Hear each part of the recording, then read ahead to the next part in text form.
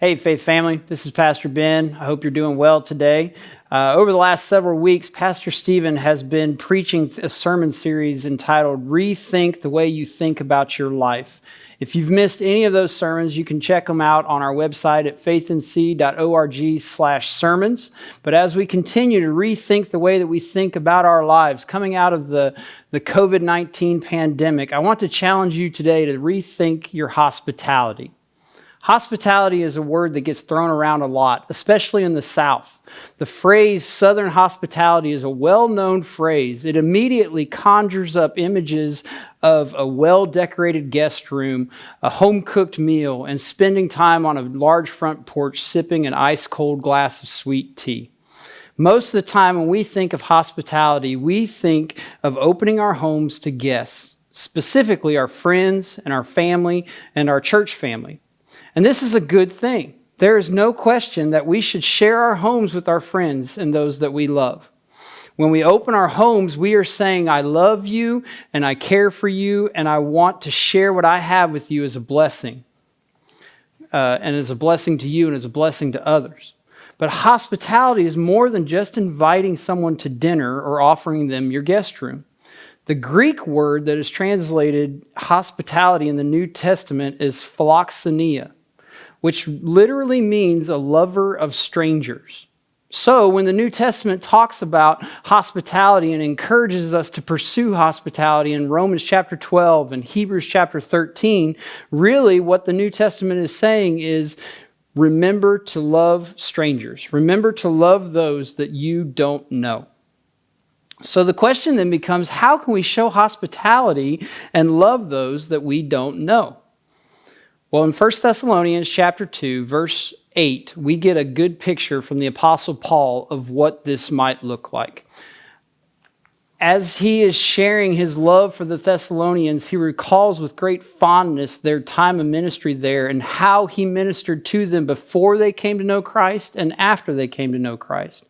And so in verse 8, he says this, We cared so much for you that we were pleased to share with you not only the gospel of God, but also our own lives, because you had become so dear to us. In describing his ministry to them, he says he not only looked to share the gospel with them, but share his very life with them.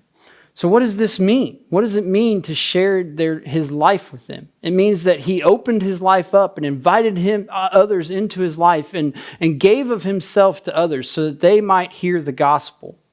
So there's a reason that hospitality now is synonymous with having a meal or inviting somebody into your home. Because hospitality, in those occasions, at a meal or at your home, is when people get to know you and you get to know them. Think about it.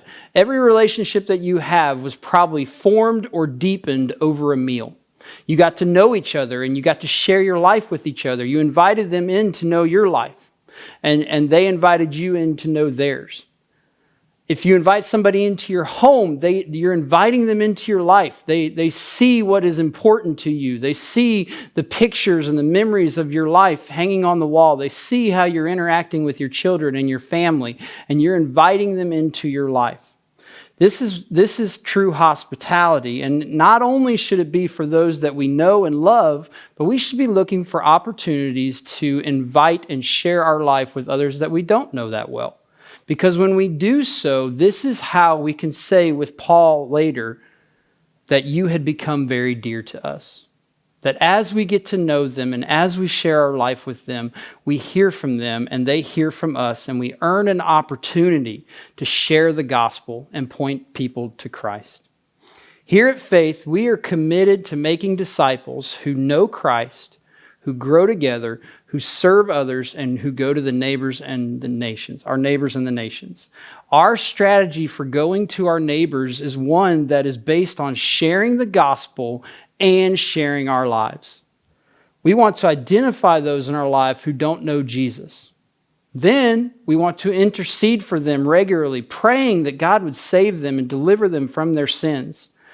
Then we also invest in the relationship with them, sharing our life with them and inviting them to know our lives and learning to know them. And then finally, we desire to introduce them to Jesus, sharing the gospel, pointing to the truth that Jesus can save them from their sins.